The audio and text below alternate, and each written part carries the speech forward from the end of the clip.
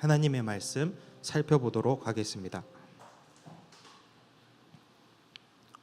오늘 함께 나눌 하나님의 말씀은 신명기 8장 1절에서 6절 말씀입니다.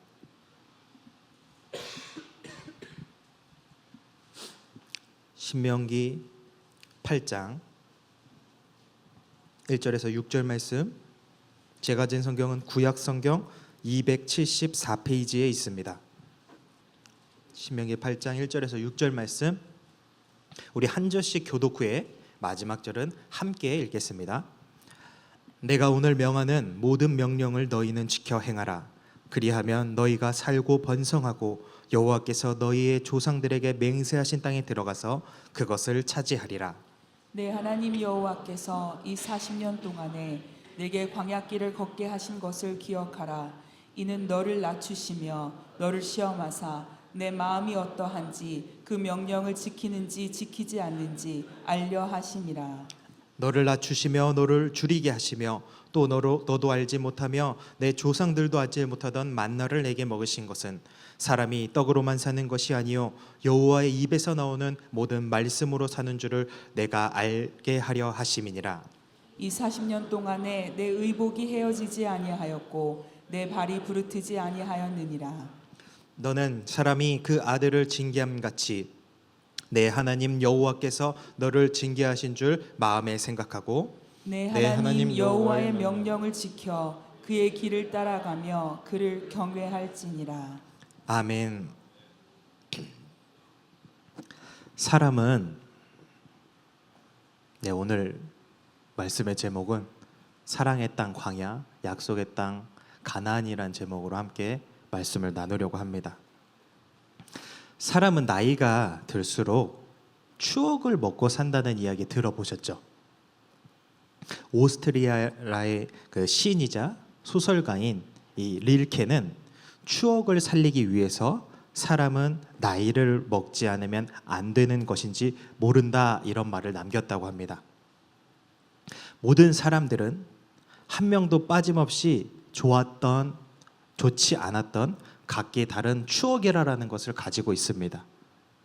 추억이 어떤 사건일 수도 있고 어떤 장소일 수도 있고 어떤 만남일 수도 있습니다. 오늘 이 중에 장소에 대한 이야기를 좀 해보려고 합니다. 성도님들께서는 캐나다에 사시면서 기억에 남으시는 그런 특별한 장소가 있으십니까? 저한테는 세인트 마이클 호스피털이 그런 특별한 장소 중에 한 곳입니다. 이유는 주영이가 거기서 태어났기 때문이에요.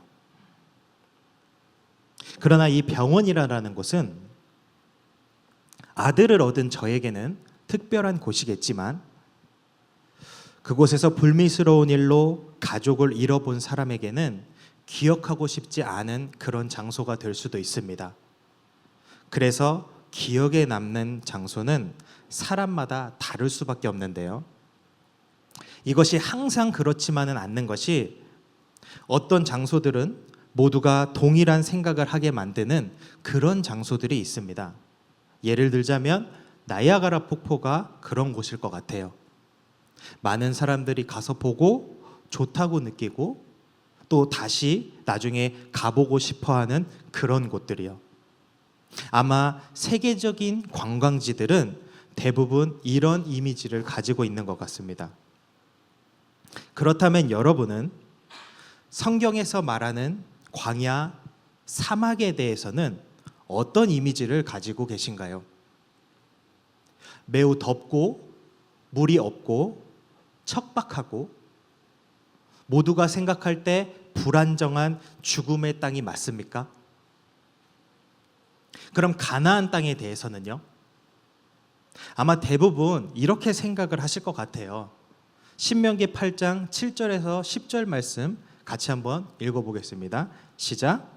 내 하나님 여호와께서 너를 아름다운 땅에 이르게 하시나니 그곳은 골짜기든지 산지든지 시내와 분천과 샘이 흐르고 밀과 보리의 소산지요 포도와 무화과와 석류와 감람나무와 꿀의 소산지라. 내가 먹을 것에 모자람이 없고 내게 아무 부족함이 없는 땅이며 그 땅의 돌은 철이요 산에서는 동을 캘 것이라. 내가 먹어서 배부르고 내 하나님 여호와께서 옥토를 내게 주셨으므로 말미암아 그를 찬송하리라. 아멘. 여러분이 생각하고 있는 이 가나안 땅은 아름다운 땅, 젖과 꿀이 흐르는 땅, 광명한 땅, 그래서 안정감이 느껴지는 그런 땅 맞습니까? 그렇다면 이런 질문을 한번 드려볼게요. 여러분이 이스라엘 백성이라면 광야와 가나안 땅 중에서 어디에 살고 싶으신가요? 제가 한번 예상을 해보면 아마도 많은 분들이 가나안 땅에서 살고 싶어 할 거라 생각이 됩니다. 그 이유는 우리가 방금 읽었던 이 7절에서 10절 말씀처럼 아름다운 땅이고 시내와 천이 흘러서 물이 풍부하고 많은 소산물을 내는 탓에 부족함이 없는 그런 땅이니까요. 그곳에서는 이리저리 유목하면서 돌아다니는 것이 아니라 한 곳에서 정착하여 살기 때문에 집을 지을 수도 있고요. 땅에서 소산물이 넘쳐나기 때문에 창고를 만들어서 저장을 할 수도 있거든요. 그래서 가나안 땅에서는 안정감을 느끼며 가진 것을 누리며 그렇게 살 수 있기 때문에 많은 분들이 가나안 땅을 선택하셨으리라 생각이 됩니다. 광야를 택하지 않은 이유도 한번 예상을 해본다면 일단 광야는 사막이라 먹을 것, 마실 것이 없습니다. 있는 거라고는 모래뿐이에요. 그날에 필요한 만큼 외에는 소유를 가질 수도 없고 가져서도 안 되고 가져봤자 그것들은 모두 다 짐이 될 뿐입니다. 하루하루 그 당일만 생각하면서 살아야 합니다. 그래서 이곳에서는 불안감, 공포감 외에 좋은 감정을 느끼기 어렵습니다. 광야는 그저 빨리 지나쳐야 하는 곳이지 이곳에서 살아본다는 생각은 애초에 갖고 싶지도 않은 그런 곳입니다. 제가 예상한 것들이 동의가 되십니까? 그러면 대다수가 선택한 대로 가나안 땅에서 살면, 그 가나안 땅에 들어가면 정말 아무 문제 없이 살 수 있을까요? 왜냐하면 그곳은 하나님이 허락한 땅이니까 그곳에서 안정감을 누리며 하나님을 잘 믿으며 그렇게 살 수 있는 곳일까요? 안타깝지만 성경은 아니라고 말하는 듯합니다. 신명기 7장 1절에서 4절 말씀 같이 한번 읽어보겠습니다. 시작. 내 하나님 여호와께서 너를 인도하사 내가 가서 차지할 땅으로 들이시고 내 앞에서 여러 민족 헷 족속과 기르가스 족속과 아모리 족속과 가나안 족속과 브리스 족속과 히위 족속과 여부스 족속 곧 너보다 많고 힘이 센 7 족속을 쫓아내실 때에 내 하나님 여호와께서 그들을 내게 넘겨 내게 치게 하시리니 그때에 너는 그들을 진멸할 것이라. 그들과 어떤 언약도 하지 말 것이요 그들을 불쌍히 여기지도 말 것이며 또 그들과 혼인하지도 말지니 내 딸을 그들의 아들에게 주지 말 것이요 그들의 딸도 내 며느리로 삼지 말 것은 그가 내 아들을 유혹하여 그가 여호와를 떠나고 다른 신들을 섬기게 하므로 여호와께서 너희에게 진노하사 갑자기 너희를 멸하실 것임이니라. 아멘. 무슨 말인가요? 그 땅에 들어가서도 계속해서 영적인 싸움, 믿음의 선한 싸움을 해야 한다라는 거예요. 신명기 8장 11절에서 14절도 한번 읽어볼게요. 시작. 내가 오늘 내게 명하는 여호와의 명령과 법도와 규례를 지키지 아니하고 내 하나님 여호와를 잊어버리지 않도록 삼갈지어다. 내가 먹어서 배부르고 아름다운 집을 짓고 거주하게 되며 또 내 소와 양이 번성하며 내 은금이 증식되며 내 소유가 다 풍성하게 될 때에 내 마음이 교만하여 내 하나님 여호와를 잊어버릴까 염려하노라. 여호와는 너를 애굽 땅 종 되었던 집에서 이끌어내시고. 아멘. 이 내용도 가나안 땅에서 일어날 일들에 대해서 주의를 주고 있는 말씀이에요. 11절에 여호와를 잊어버리지 않도록 조심하라고 합니다. 조심하라고 하는 말은 어떤 일이 일어날 수 있다라는 거잖아요. 어째서 여호와를 잊어버리지 않도록 조심하라고 했는지 그 이유를 보니까 12절에 먹어서 배부르고 아름다운 집을 지어서 정착하고 13절에 소유가 풍부하게 되면 그러면 14절에 마음이 교만하여져서 여호와를 잊어버릴까 염려가 된대요. 여러분, 우리가 방금 읽었던 이 12절과 13절의 내용, 우리가 좀 전에 가나안 땅을 선택했던 그 이유 아닌가요? 그런데 성경은 지금 우리가 선택했던 그 이유 때문에 우리가 하나님을 잊어버릴 수 있다라고 기록하고 있어요. 우리가 생각하고 추구했던 그 안정된 것들, 그것들로 인해서 주님을 떠나게 될 수도 있다고 성경은 이야기하고 있어요. 그러니 가나안 땅에 들어가서도 믿음의 싸움을 계속 해야 한다라는 겁니다. 여러분, 이런 간증 교회 다니면서 많이 들어보셨을 것 같아요. 어떤 신실한 성도님이 경제적으로 매우 어려운 가운데 있었대요. 너무나 어려운 나머지 자신의 선택이 아닌 이 상황과 환경으로 인해서 하나님만 바라볼 수밖에 없고 하나님만 의지할 수밖에 없는 삶을 하루하루 살 수밖에 없었다고 합니다. 어려움 가운데 신실하게 그래도 믿음을 지키면서 부족한 중에도 남을 도우면서 살아가는 그 성도님이 주님이 보시기에 얼마나 복되고 동시에 또 안쓰럽게 보이셨는지 하나님께서 이 성도님에게 물질의 축복을 허락해 주셨대요. 하나님이 그동안 얼마나 이 성도님의 모습을 보고 감동을 하셨는지 적당히 허락하신 게 아니라 엄청난 물질의 축복이 임하였습니다. 사업을 하는 것마다 얼마나 잘 되든지 원래는 내 식구가 함께 지낼 마땅한 집 한 칸이 없었는데 이제는 건물이 있고 땅을 보러 다녀야 할 정도가 되셨대요. 눈이 초롱초롱해진 걸 보니까 여러분이 부러워하시는 것 같은데 끝까지 이야기를 들어보세요. 이렇게 어마어마한 그런 축복이 임하고 나니까 마음에 이런 생각이 들더라라는 겁니다. 신명기 8장 17절 한번 읽어볼게요. 시작. 그러나 내가 마음에 이르기를 내 능력과 내 손의 힘으로 내가 이 재물을 얻었다 말할 것이라. 아멘. 하나님의 예측이 기가 막히지 않습니까? 이 성도님도 자기 힘으로 자기의 능력으로 이렇게 이루었다고 그렇게 생각을 하셨답니다. 이렇게 가진 게 풍부해지니까 14절 말씀처럼 교만해지기 시작한 거예요. 왜냐하면 자신이 가지고 있는 것으로 이 땅에서 못할 것이 없었거든요.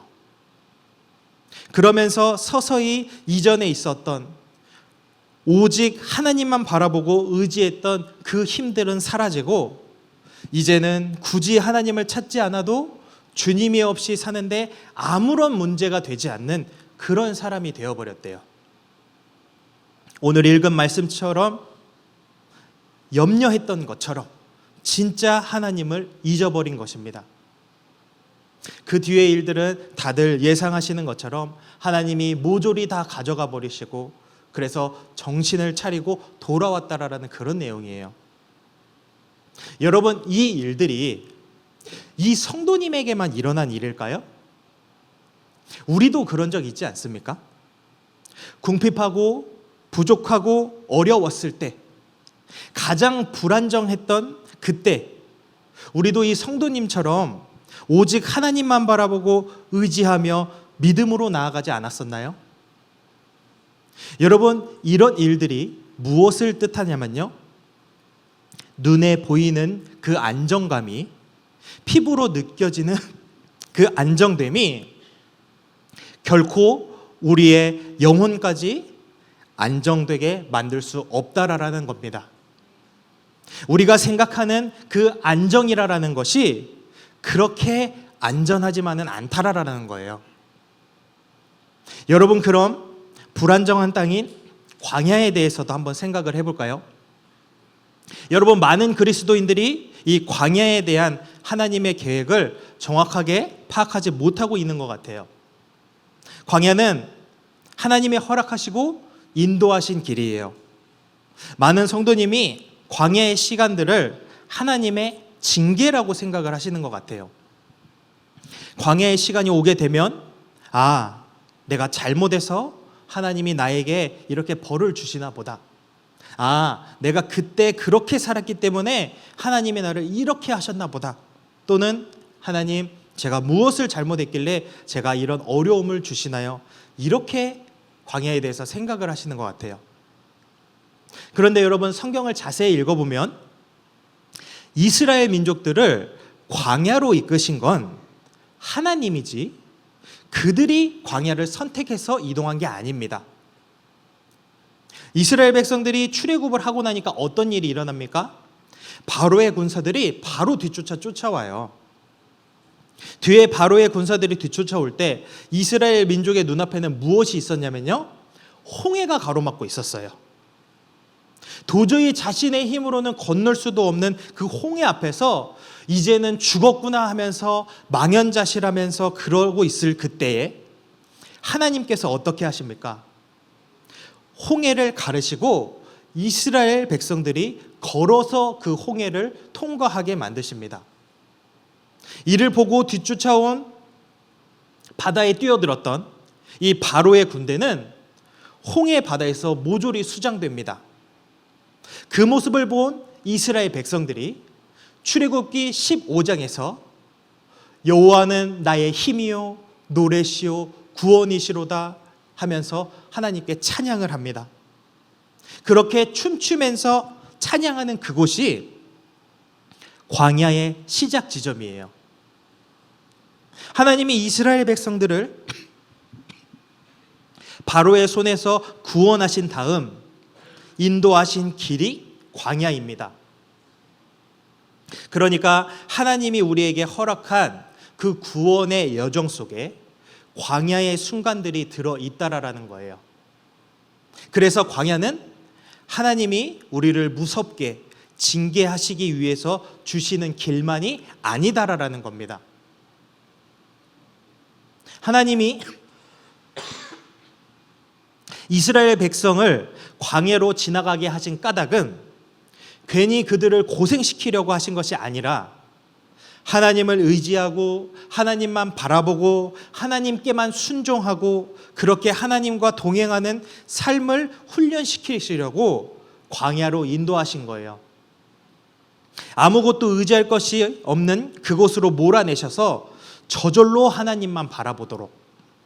그래서 이스라엘 백성들이 애굽에서 노예로 지내는 동안에 애굽 사람처럼 살았던 그 모든 영적인 흔적들, 마음의 더러움들, 이것들을 다 씻어내고 하나님만 바라고 믿고 순종하게 하려고 하나님께서 광야로 들여보내신 것입니다. 그러니 우리가 생각했던 광야와 이스라엘 백성들이 생각하는 광야는 달랐을 거예요. 우리가 보기에는 척박하게만 보이고 죽음의 땅으로 그렇게 보이는 그 광야가 이스라엘 백성들의 눈에는 다르게 보였을 거예요. 이스라엘 백성에게는 광야는 수많은 주님과의 추억이 있는 그런 땅이에요. 그들에게는 하나님과 친밀함을 경험했던 땅입니다. 생각해 보세요. 광야는요, 오직 하나님에게만 매달려야 하는 그런 구조예요. 하루하루 하나님이 먹이시지 않으면 먹을 수 없고 구름기둥 불기둥 보내주시지 않으면 더워서 죽던지 추워서 죽는 그런 곳입니다. 반면에 가나안에서는 이스라엘 민족들이 누구를 더 의지해야만 했을까요? 먹을 것을 구하기 위해 그들은 이제 밭을 갈고 농사를 짓기 시작했어요. 이스라엘 민족들은 유목민족이라 농사 짓는 방법을 몰랐거든요. 그러니 그들은 가나안 족속들에게 배워야 했는데 이 가나안 족속들은 바알 신을 섬기던 그런 민족이었기 때문에 농사가 잘 되려면 바알 신을 믿어야 한다고 그렇게 가르쳤을 겁니다. 그 땅에서 먹을 것을 얻기 위해서는 가나안 족속의 말을 따를 수밖에 없었을 테니 이스라엘 백성들은 농사를 배우려고 바알신을 섬겼겠죠. 그러다 농사가 잘 되어 풍년이 일면 그것이 하나님의 역사라는 것을 잊어버리고 농사는 바알신이구나, 아마 이렇게 생각을 했을 것입니다. 그렇게 농사가 풍년이 되면 많은 곡식을 창고에 저장할 수 있어요. 그러니 이제 광야에서 그랬던 것처럼 하나님께 먹을 것 때문에 매달릴 이유가 없었을 겁니다. 농경사회에 들어왔기 때문에 집을 짓고 정착을 해서 사니까 낮에는 더위로부터 밤에는 추위로부터 집이 보호해 줍니다. 그러니 구름기둥, 불기둥이 필요가 없어요. 이렇게 삶의 환경이 바뀌어버린 이스라엘 백성들이 어느 날 나이가 들어서 은퇴를 하고는 무심코 집 앞에 의자에 앉아서 사색을 하다가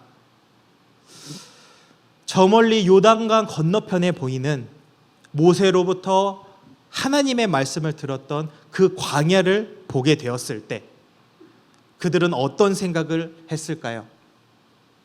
광야에 있었던 일들을 추억하지 않았을까요? 마치 우리가 지난 힘겨웠던 날들을 떠올리며 맞아, 그때 참 하나님의 은혜가 있었지. 맞아, 그때는 몰랐는데 알고 보니 그건 하나님의 인도하심이었지. 이렇게 지난 날을 추억하는 것처럼요. 유대 문헌인 미시나에서는 광야 40년을 하나님과의 허니문 기간으로 표현하고 있어요. 이제 막 결혼한 부부에게 가장 행복한 시간은 신혼여행을 떠나는 그 허니문 기간이잖아요. 그 기간 동안에 부부는 서로 더 깊이 알아가고 의지하고 신뢰하며 가까워지는 그런 시간이잖아요. 이처럼 이스라엘 백성들은 광야에서 하나님을 더 친밀히 알고 경험했던 그런 추억이 있었던 거예요. 그래서 오늘 모세는 가나안 땅으로 자신의 민족을 보내기에 앞서 이런 당부를 합니다. 이스라엘 백성들이 가나안 땅에 가서 그 땅의 풍족함 때문에 여호와를 잊어버리고 그 땅의 신인 바알신을 섬기게 될까 봐 오늘 본문에 이렇게 이야기를 하고 있는 거예요. 오늘 본문 말씀 다시 한번 읽어보겠습니다. 신명기 8장 1절에서 6절 말씀입니다. 시작. 내가 오늘 명하는 모든 명령을 너희는 지켜 행하라. 그리하면 너희가 살고 번성하고 여호와께서 너희의 조상들에게 맹세하신 땅에 들어가서 그것을 차지하리라. 내 하나님 여호와께서 이 40년 동안에 내게 광야길을 걷게 하신 것을 기억하라. 이는 너를 낮추시며 너를 시험하사 내 마음이 어떠한지 그 명령을 지키는지 지키지 않는지 알려 하심이라. 너를 낮추시며 너를 줄이게 하시며 또 너도 알지 못하며 내 조상들도 알지 못하던 만나를 내게 먹이신 것은 사람이 떡으로만 사는 것이 아니요 여호와의 입에서 나오는 모든 말씀으로 사는 줄을 내가 알게 하려 하심이니라. 이 40년 동안에 내 의복이 헤어지지 아니하였고 내 발이 부르트지 아니하였느니라. 너는 사람이 그 아들을 징계함 같이 내 하나님 여호와께서 너를 징계하시는 줄 마음에 생각하고 내 하나님 여호와의 명령을 지켜 그의 길을 따라가며 그를 경외할지니라. 아멘. 우리는 글로 읽으니까 이게 좀 모세의 어떤 그 심정과 마음이 잘 와닿지 않을 수도 있는데 지금 모세가 이들이 하나님을 잊어버릴까 봐 굉장히 염려하면서 지금 이 말씀을 전하고 있는 거예요. 피를 토하는 심정으로 지금 이 신명기를 이야기하고 있는 겁니다. 모세가 이스라엘 백성들에게 하나님을 잊어버리지 않으려면 어떻게 해야 한다고 하나요? 광야의 길을 걷게 하셨던 것을 기억하라고 해요. 너희들 가나안 땅에 들어가서도 계속해서 믿음의 싸움 해야 하는데 그런 많은 유혹들이 있을 그때에 그곳에서도 광야의 길을 걸었었던 그때를 기억하라라는 겁니다. 가나안 땅은요, 광야처럼 외적인 물리적인 위험이 훨씬 줄어든 곳이에요. 환경의 영향을 무시할 수 없는 인간에게 환경적인 요인이 사라진 곳입니다. 위험 부담은 줄어들고 부요함과 풍부함, 안정감이 늘어 더 이상 하나님을 의지하고자 하는 마음이 이전과 같지 않을 수 있다라는 겁니다. 그런 순간들이 찾아왔을 때 광야의 길을 걷게 하신 것을 기억하라라는 거예요. 여러분, 광야의 길을 걷게 했다라는 걸 기억하라라는 것은 무엇을 말하는 것일까요? 저는 말씀을 묵상하면서 이런 마음이 들었어요. 하나님이 우리를 돌봐주시고 사랑해 주셨다. 불평을 하고 때를 써도 하나님은 우리를 계속해서 사랑해 주셨다.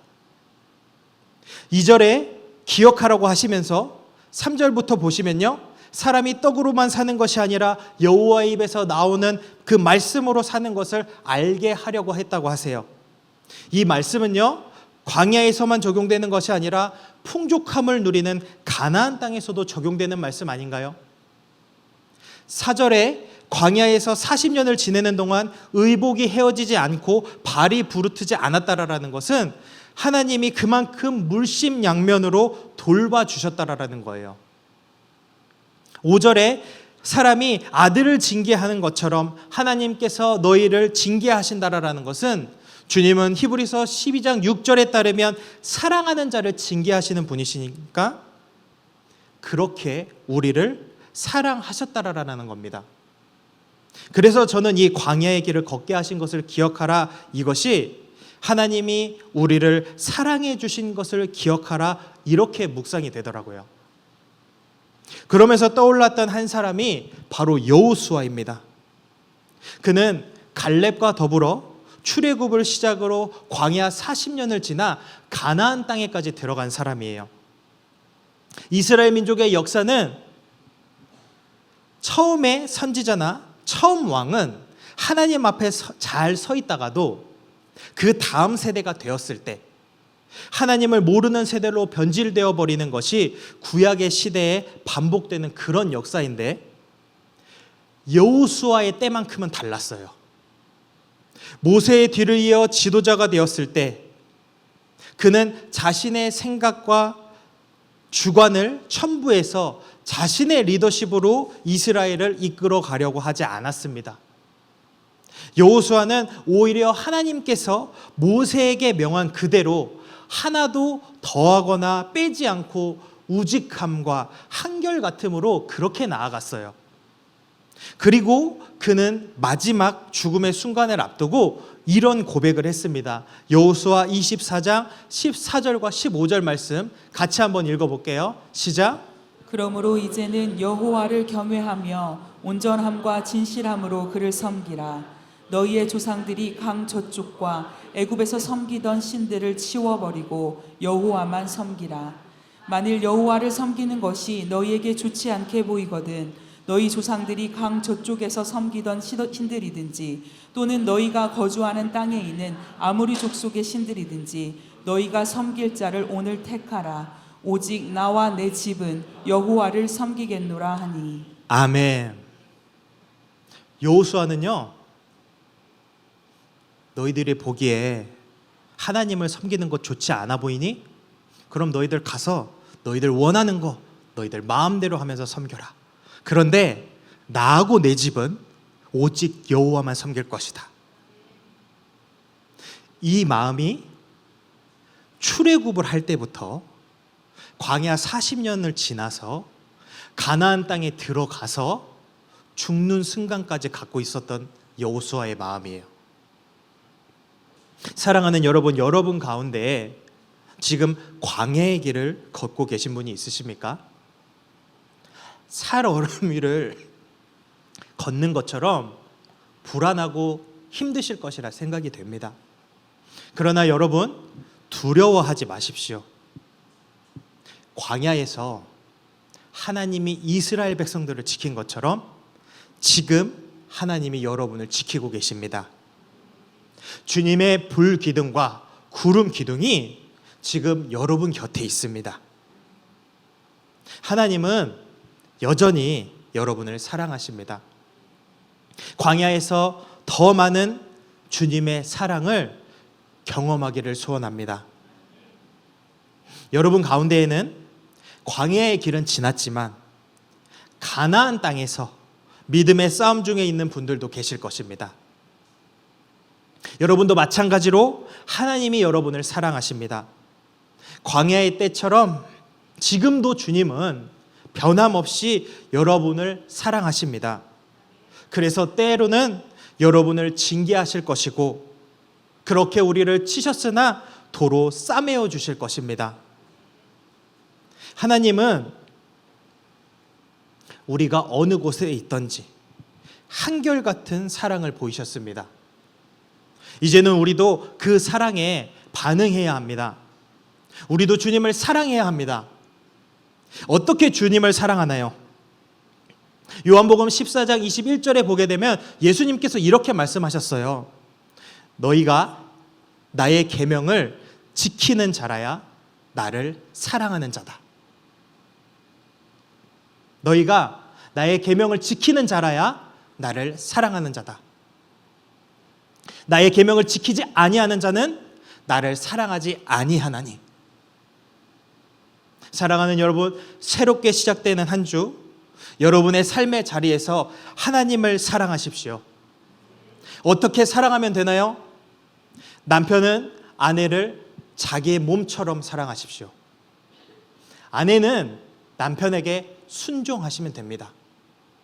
부모는 자녀를 노엽게 하지 마시고 자녀들은 부모를 공경하면 됩니다. 그렇게 여러분이 하나님을 사랑하다가 사랑하기 어려운 그런 순간이 여러분 앞에 찾아온다면 그때 하나님이 여러분을 사랑하셨던 그 순간들을 추억하십시오. 우리 곁에 있다가 고인이 되신 이원철 선교사님께 어떻게 이렇게 죽음을 무릅쓰고 이런 일들을 감당하실 수 있었냐고 그렇게 물었을 때 선교사님의 대답은요, 주님이 선교사님에게 보이셨던 아주 특별하고 그 누구도 경험하기 어려운 그런 일들, 그런 기적들을 말씀하시지 않으셨어요. 선교사님은 저와 여러분 모두가 가지고 있는 그 기억, 예수님께서 나 같은 죄인을 살리시려 십자가에 달려 죽으셨다는 그 주님의 사랑을 추억하시며 말씀하셨습니다. 저는 저와 여러분이 장소와 환경에 따라 변하는 사랑이 아닌 한결같이 주님을 사랑하는 그런 저와 여러분 되기를 소원합니다. 출애굽을 시작으로 가나안 땅에 입성하여 죽는 순간까지 한결같았던 그 여호수아의 모습처럼 이번 한 주 온전히 하나님을 사랑하는, 어떠한 순간에도 변함없이 하나님을 사랑하는 저와 여러분 되기를 주님의 이름으로 축원합니다. 우리 이 시간 함께 결단하는 마음을 가지고 함께 찬양하려고 합니다.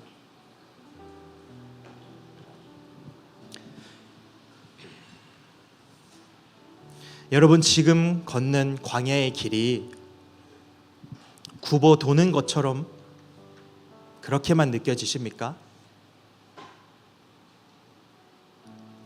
우리를 우리보다 더 잘 아시는 그 하나님께서 여러분을 그 광야의 길로 내몰았음을 기억하십시오.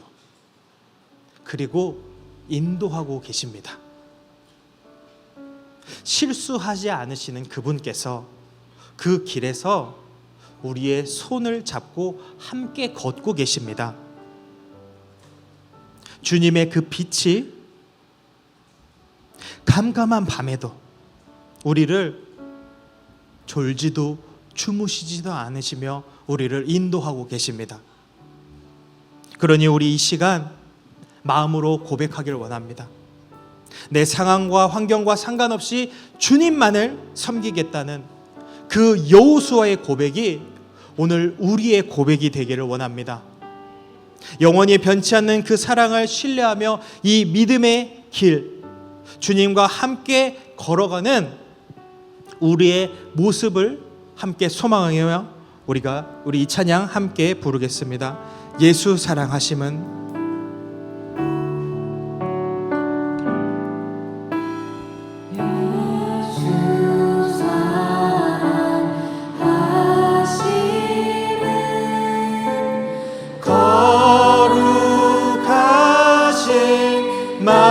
말일세. 우리들은 약하나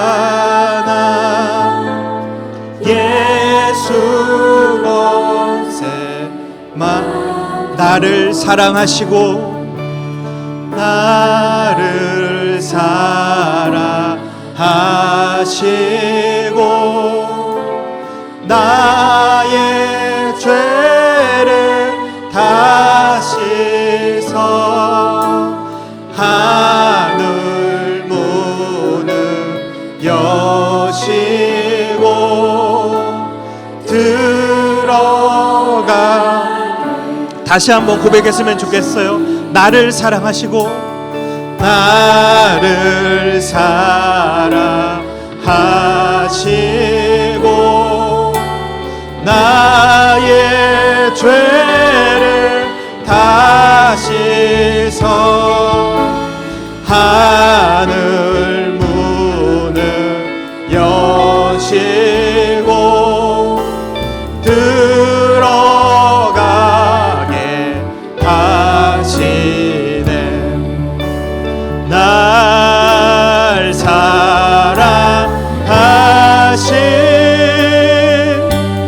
날 사랑하신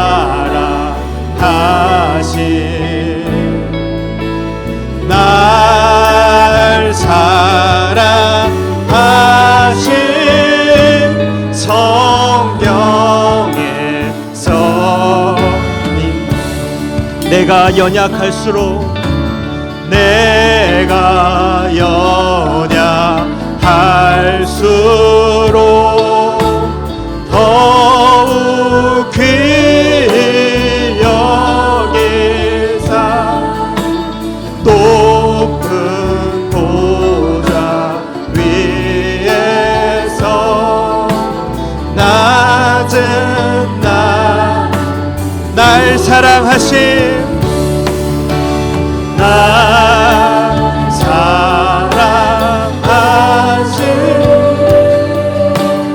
날 사랑하신 날 사랑하신 성경에 써 세상 사는 동안에 사는 동안에 나와 함께 하시고 세상 떠나가는 날 천국 가게 하소서. 날 사랑하신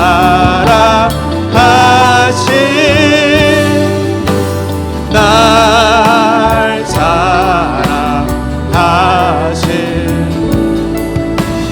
날 사랑하신 성경에 써 있네. 여러분, 이 찬양의 가사에 뭐라고 이야기를 하냐면요,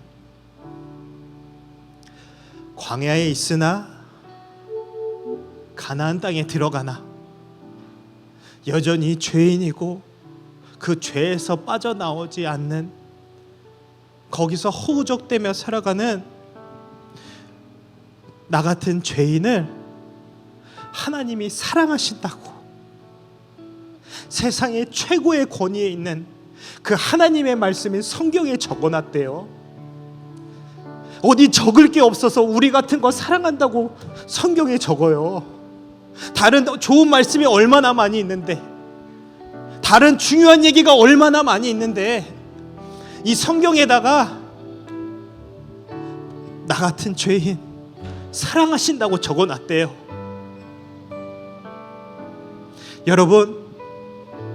여러분의 삶 가운데 하나님을 사랑하다가, 하나님 말씀에 순종하다가 벅차고 지치고 좌절되는 그 순간이 다가왔을 때, 여러분이 갖고 계시는 하나님의 말씀을 추억하시길 소원합니다. 이 성경에 하나님이 저와 여러분을 사랑하신다고 합니다. 지워지지도 없어지지도 않는 1.1핵도 없어지지 않고 다 이루어 가신다는 그 책에 하나님이 저와 여러분을 사랑하신대요. 우리 이 시간 함께 통성으로 기도할 때, 하나님, 이제는 나도 주님을 사랑하겠습니다. 하나님, 내가 힘들고 지칠 때 주님의 사랑 추억하면서 끝까지 주님 사랑하겠습니다. 여호수아처럼 한결같은 모습으로 주님 사랑하겠습니다. 우리 주여 한번 부르고 통성으로 기도하겠습니다. 주여!